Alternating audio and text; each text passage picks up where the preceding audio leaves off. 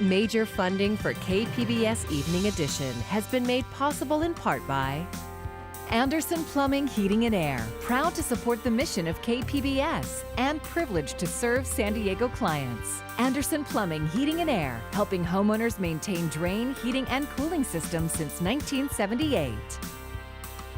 And by the Conrad Prebys Foundation, Darlene Marcos Shiley, and by the following.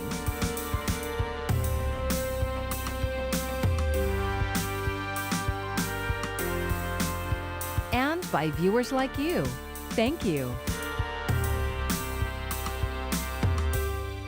Good evening. It's Thursday, May 7th. Thanks for joining us. I'm Maya Trabulsi, and slowly but surely, California is moving into phase 2 of the state's 4-phase reopening plan. Here's the reason why the rollout isn't happening all at once, though. Today, San Diego County health officials announced 7 more lives lost to the coronavirus and 110 new cases. KPBS reporter John Carroll breaks down which businesses can reopen as soon as tomorrow and how. Bookstores, jewelry, clothing and shoe stores, florists, sporting goods stores. Those are among the businesses that can reopen beginning tomorrow, but only if they can provide curbside pickup and delivery. Nobody inside those businesses yet. In addition, manufacturing facilities and warehouses can reopen with approved physical distancing plans. Supervisor Nathan Fletcher says those businesses that qualify just have a bit of paperwork to fill out. Provided you have completed the county's safe reopening plan, which is located on our website. At the bottom of our plan is a checklist from the state of California that can help guide you through things that you need to think about. The county basically echoed the big announcement earlier today from Governor Newsom. We're moving forward, but we're doing it always with an eye, being led by the data, by the science, by public health. Governor Newsom says we're now at a point where we can move into phase 2 of the state's 4-phased reopening plan. Extending opportunities in the retail sector, the manufacturing sector, and the logistics sector, all with adaptations, all with modifications, but all with an eye on turning the page and moving into a new phase in terms of our economic recovery. California's Secretary of Health and Human Services, Dr. Mark Galley, drilled down on who gets to open and what they must do. He started by reminding Californians of how we got to this point. We believe we are in what we call our range or zone of stability with our hospital data and our death data across the state. Galley made it clear that the bigger changes will come later in phase 2 if infection and hospitalization numbers remain manageable. Things like offices that haven't been able to telework will open. Seated dining at restaurants, but only when we can put out guidelines with specifications on how those restaurants are set up. Against the backdrop of some California counties and cities, like Yuba City, having already opened back up in violation of state health orders, Newsom extended an olive branch in the form of what he calls regional variances. He says the state will work with counties to let them go beyond current phase 2 guidelines, but only if they can prove they've got a handle on the spread of infection in their jurisdiction. If the state decides they can't, then we're not able to accommodate that, and we'll be compelled to enforce it in a thoughtful and judicious way. More information on what businesses can reopen tomorrow and what they must do to reopen can be found at covid19.ca.gov. John Carroll, KPBS News. There are more details about the COVID-19 related death of a 57-year-old Salvadoran man who was held at the Otay Mesa Detention Center. KPBS reporter Max Rivlin-Nadler has more. Carlos Escobar Mejia had been living in the United States for 40 years, but was unable to obtain legal status due to criminal convictions from the 1990s. He'd been in Immigration and Customs Enforcement custody since January 10th, when he was stopped in a car by Border Patrol in Chula Vista. He was denied bond by an immigration court judge on April 15th because he was considered a flight risk. Escobar Mejia had hypertension and was on a list that ICE was ordered to compile by a federal judge of those considered medically vulnerable and eligible for immediate release. But by the time he went on the list, he was already hospitalized. He died early Wednesday at Paradise Valley Hospital in National City. Despite what the government might say, and despite what the government did in this case, immigration detention is civil detention. It's not necessary, and it should have never been a death sentence for this person. The ACLU has been pushing ICE to expedite its release of detainees at Otay Mesa to avoid even more deaths in the single largest outbreak of COVID-19 in immigration detention in the U.S. This person should not have been subject to death in immigration detention. There was a way to get him out. ICE had discretion to release him, and they didn't do that. As of Thursday morning, there are 140 confirmed cases at the facility, which is holding 629 ICE detainees. Otay Mesa has not accepted new ICE detainees since April 2nd. Max Rivlin-Adler, KPBS News. The San Diego Sheriff's Department has resumed eviction enforcement in the county starting today. That's according to documents obtained exclusively by KPBS. On Sunday, sheriff's deputies visited at least 130 homes in San Diego County, giving residents 5 days to vacate the premises. Governor Gavin Newsom had issued a statewide eviction moratorium, which runs through the end of the month. But the Sheriff's Department says these evictions were ordered before the moratorium went into place on March 27th. Greg Knoll is an attorney with the Legal Aid Society of San Diego, which represents several of the people who are to be evicted today. And we have to worry about these 130 households and what people are going to be available to help them and get them into shelter right away. There is no reason to add 130 households of untold number of people to the homeless population. Just wrong. In response to KPBS's reporting, County Supervisor Nathan Fletcher sent a letter to Sheriff Bill Gore on Thursday afternoon. It asked him to postpone these evictions until the county courts fully reopen and the county has time to find housing solutions for any individuals impacted by these evictions. 1 in 5 Americans who had a job before the pandemic began is now out of work. Numbers released today by the Labor Department show another 3.2 million Americans filed for unemployment benefits last week. 33.5 million people have lost their jobs over the past 7 weeks. And here's a breakdown of unemployment in our region from the San Diego Workforce Partnership. 449 businesses have reported layoffs since March 10th. More than 67,000 employees have been affected, more than half in hospitality, restaurants, and bars. Last week, more than 318,000 Californians filed unemployment claims, bringing the total to 4 million. Meeting the need of those in need, that was the goal of a large food distribution effort this morning in National City. Catholic Charities, Naval Base San Diego, San Ysidro Health, and other organizations joined the city in handing out much-needed food and supplies at St. Anthony of Padua Church. Distributions like this one are taking place every Tuesday, Thursday, and Saturday. They are feeding 500 families each week. We're not here to judge whoever needs it, because we know that neighbors are helping neighbors. We know that families are helping their loved ones. So if you come, we will help you. We will not turn you away. So please know that we're here to help and we're stronger together. And I spoke more with National City's mayor about the city's response to the pandemic. That interview is coming up. The county's public health order requiring a face covering when you can't keep a social distance has been in effect for nearly a week now. KPBS reporter Matt Hoffman looks at how that's working for those riding public transit. MTS says people who ride its buses and trolleys must wear face coverings to comply with the county health order. But are people actually following the rules? Today we talked to riders to find out. Everyone's being compliant, keeping the distance, wearing face masks. I see a lot of people doing it.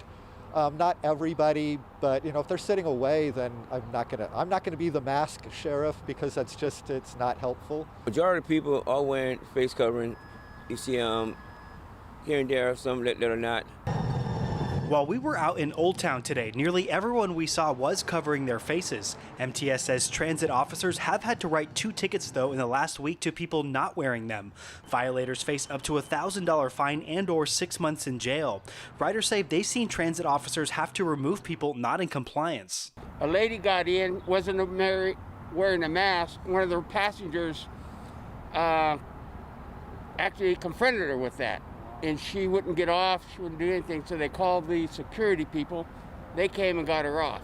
Ridership is down, but people say it's not always easy keeping a 6-foot social distance from others on trolleys and buses. It's kind of hard. Like, I rode the 88 bus over here, and it's a smaller bus, so they're saying keep 6 feet. You know, you can't really. It's not logical. Riders also say MTS is making them feel more comfortable by keeping buses and trolleys clean. I've seen trolley personnel wiping things down at each stop, so I really don't feel that uncomfortable riding them. I think they're doing a fantastic job. MTS has put up signs notifying people of the face covering requirement and encouraging social distancing. But the transit system says compliance is largely a personal responsibility, and they're asking everyone to do their part. Matt Hoffman, KPBS News. Some new studies may be causing some panic as they suggest the coronavirus is mutating and becoming more dangerous. But KPBS science and technology reporter Shalina Chatlani spoke to a San Diego expert who says there's no need to worry about that. The death toll for coronavirus has been steadily rising. In places like New York, the impacts of coronavirus on city centers is apparent. And now news is circulating that the virus is mutating and potentially more dangerous. My name is Christian Anderson. I'm a professor at Scripps Research, and I study genomic epidemiology. And he says there's really no need to focus on this. Viruses mutate, so it doesn't really mean anything. It's part of, viral life cycle, like, humans making babies. Babies are also mutants of the parents. And the same is true in viruses, right? The little baby viruses might have a mutation or two from the cell that they came from. And when it comes to studies suggesting that SARS-CoV-2 is becoming more contagious and dangerous, Anderson says, I highly doubt that is true. There's actually no data to suggest that that is true. There's no data to suggest that we have a virus that is more deadly or less deadly, for that matter. He says while there's some evidence suggesting mutation of the virus has spread from Europe to the U.S., the difference is likely negligible. While I can't, fully say that that's not true, I would say that it is possible that that is true.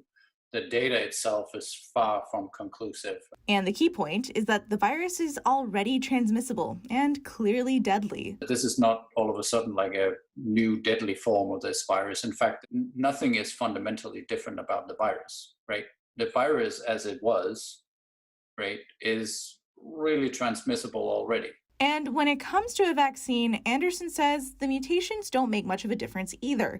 He says the hard part is dealing with this outbreak and finding a vaccine that works in the first place. Adjustments, he says, can happen later.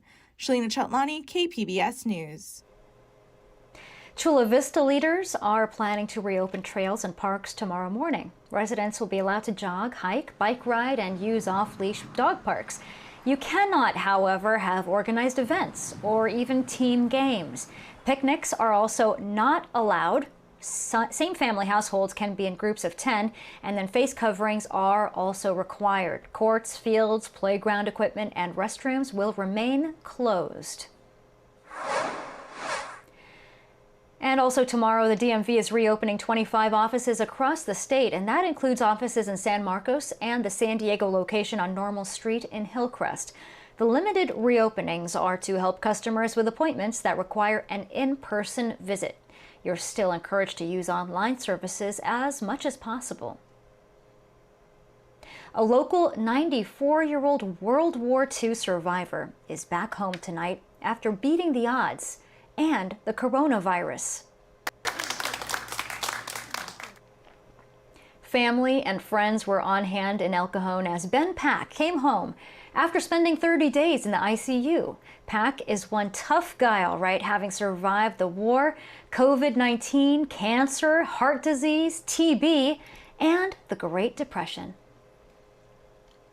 And we are following all of the latest coronavirus developments for you at kpbs.org. Just click on the Tracking COVID-19 link on our homepage, and you'll be taken to a page with all of our recent reports. The heat didn't let up today, but your AC and your fans should be getting a break soon. Jeff Cornish has your forecast. It is still warm out there, but the heat is just beginning to back off. We're going to get a little relief on Friday, and significant relief is coming. A big weather pattern change, in fact, much cooler next week. We're going to have some more cloud cover. There will even be, probably to our east, Some unusual May showers, areas of rain into parts of New Mexico and Arizona, but that's a little farther east. We may have some cloud cover there that lingers more so than normal for this time of the year beginning next week. In the meantime, it's still toasty. Heat advisories for inland parts of San Diego County. You go far enough east into the deserts, Borrego Springs and points east, we're looking at excessive heat warnings. Tonight's forecast, still 65 in San Diego, low 50s in Mount Laguna, Borrego Springs, relentless warmth. And the heat is on tomorrow, still an offshore breeze, hot, dry weather, temperatures 10 to 20 degrees above normal for many folks still, although the heat will be a little less impressive and less oppressive for us in the city. Back to 77 for our high on Friday, 78 in Oceanside, but there we are, 105 in Borrego Springs, sweating it out still. The weekend still toasty, although the heart of the heat is going to be tempered a bit very soon, beginning next week. Take a look at the change here. Coastal forecast, upper 70s for Friday, low 70s with a little more cloud cover into Monday and Tuesday, 71 for Tuesday. That'll be a nice change. Inland areas, 86 Friday, 73 Tuesday, a more dynamic drop here in temperatures, and we're going to really notice the change into the deserts and mountain forecast as well. Mountains still warm tomorrow, 76 on your Friday, backing down into the 60s for highs in the high ground into Sunday, and look at Tuesday, down to 58. Again, most of the showers are going to be farther east into parts of Arizona, but the deserts are going to notice some changes as well. Borrego Springs, 105 Friday, 102 Saturday. Then we take a break back into the 80s on Tuesday. We're looking forward to that. I'm meteorologist Jeff Cornish for KPBS News.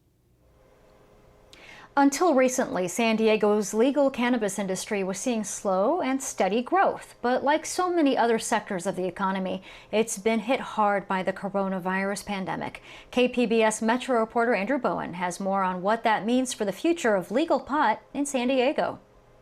Yes, what's everyone up to this week? It's a Monday evening, and 5 cannabis writers and industry professionals are holding their weekly hangout session on Zoom. Let's see, taking care of my plants that are now in a hoop house outside. One of them is Jackie Bryant, a cannabis writer based in San Diego. I don't have enough work right now, so it's like, all right. Yeah, gotta do what you gotta do. I'm waiting on unemployment. They just cleared unemployment for independent contractors in California last week.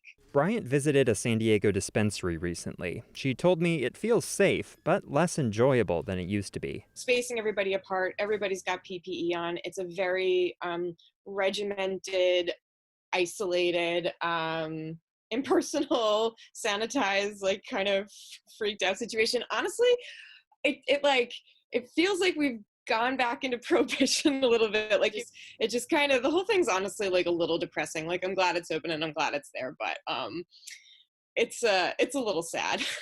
Despite the more somber mood, dispensaries are still doing business thanks to Governor Gavin Newsom's decision to designate them as essential businesses. In March, before that was clear, customers flocked to San Diego dispensaries to stock up. Rocky Goyle owns Apothecare, a licensed dispensary in Mission Valley.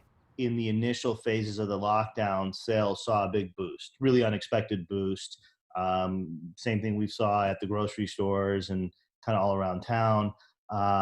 Nobody was really ready for it, but I know that, we handled that rush pretty well. But the rush ended almost immediately as people started losing jobs and cutting back on discretionary expenses. Goyle has reduced employee hours to compensate for lost revenue. He's also looking to revive Apothecare's delivery service. We had a delivery service for a while, and we shut it down last year because we just couldn't get it off the ground successfully. The black market was really hard to compete with. We couldn't compete with those prices and that type of turnaround time that they offer. So we shut it down. And we're actually looking to start it back up again. Meanwhile, Harbor Collective in Barrio Logan has seen a surge in deliveries.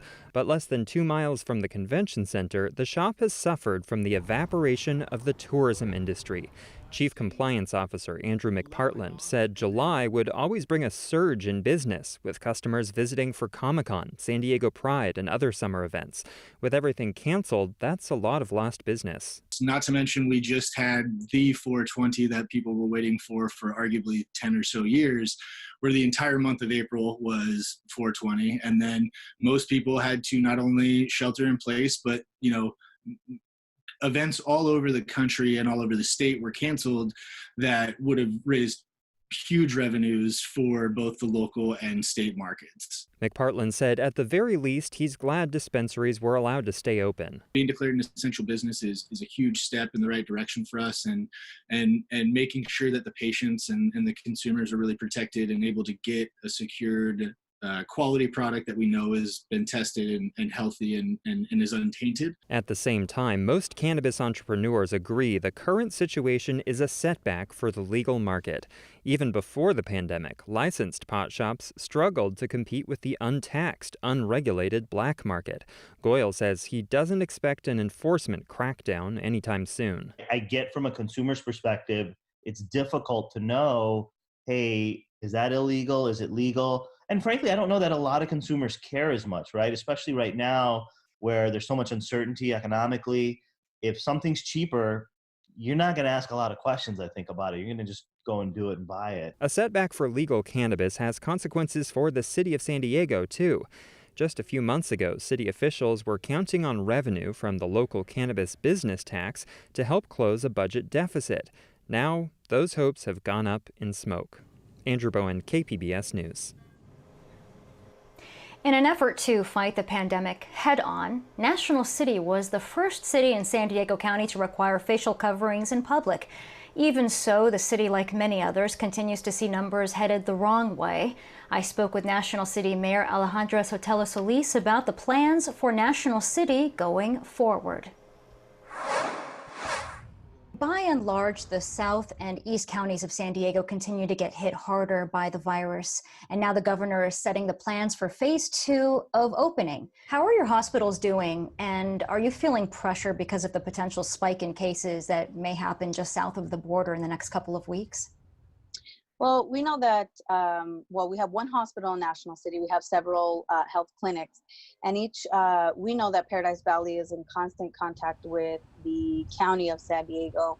And with Baja California, with their leadership, as a region, we're in contact with them, hearing what some of their needs are. I know that there's philanthropic efforts to help them make ends meet with PPE. And we know that it's the cases and the surge here. We've implemented a task force to help us identify why that is. But again, to the point, we have essential workers. We have pre-existing health conditions because of the socioeconomics here in our region. And so all of those things are amplified, and it's compounded when a virus such as Corona, COVID-19, hits our communities. It really, again, puts gasoline on something that is already has been lit. And so that's why we're encouraging folks now, whether they be symptomatic or asymptomatic, to get those testing so we can continue to the T3 model. And in terms of resources, of course, they're tight. They're tight for everyone, everywhere. How are you redirecting resources in your city to help fight COVID-19? The challenge is making sure that we get reimbursement for all of those COVID costs. And we have been advocating and lobbying at both the state and federal level for revenue relief, not recovery, but revenue relief, because what that means is we will be able to use the money as needed for the loss of tax revenue in the cities. And you, along with other mayors, are asking for the county's help. What is it that you're asking for? In particular, we want to make sure that, one, we have continued PPE. Recognizing the testing part is huge, because that's how we can say things are improving or things are getting worse. And if ultimately we want to get to opening day one, whatever X looks like, we want to make sure that we have all those tools in place and the steps clearly defined for all members of the public to understand. When we have to be required to clean our restrooms every 2 hours, we want to make sure that that those resources, whether it be the cleaning materials and or people power, we have, again, those resources from the county to help us offset those costs. And we know that the county is working out those details from money they've received from the federal government, and we'll be there to help guide them in what our needs are. Mayor Solis, thank you so very much for your time. Thank you. And before the pandemic, National City was looking at a $1 million surplus in the city's budget. Now the city will be experiencing a $5 million loss. Neiman Marcus is the latest retailer to file for bankruptcy. The company released a statement saying it entered into a restructuring agreement with creditors. No store closings have been announced, though. The 113-year-old company also operates Bergdorf Goodman and Last Call chains. Neiman had 69 stores as of last year, and that includes the department store at Fashion Valley.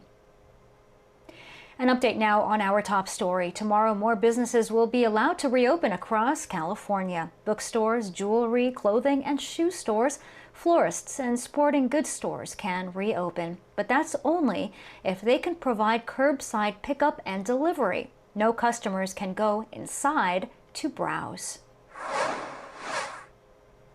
Take a moment to look up at the sky tonight. It's the last supermoon of the year 2020, following 3 others earlier this year. This full moon is known by many names, including the flower moon, corn planting moon, and also the milk moon. You can find tonight's stories on our website, kpbs.org/evening edition. Thank you for joining us. I'm Maya Trabulsi. Have a good night. Major funding for KPBS Evening Edition has been made possible in part by Anderson Plumbing, Heating and Air, proud to support the mission of KPBS and privileged to serve San Diego clients. Anderson Plumbing, Heating and Air, helping homeowners maintain drain, heating, and cooling systems since 1978. And by the Conrad Prebys Foundation, Darlene Marco Shiley. And by the following: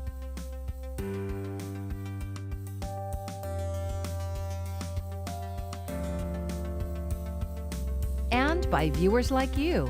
Thank you.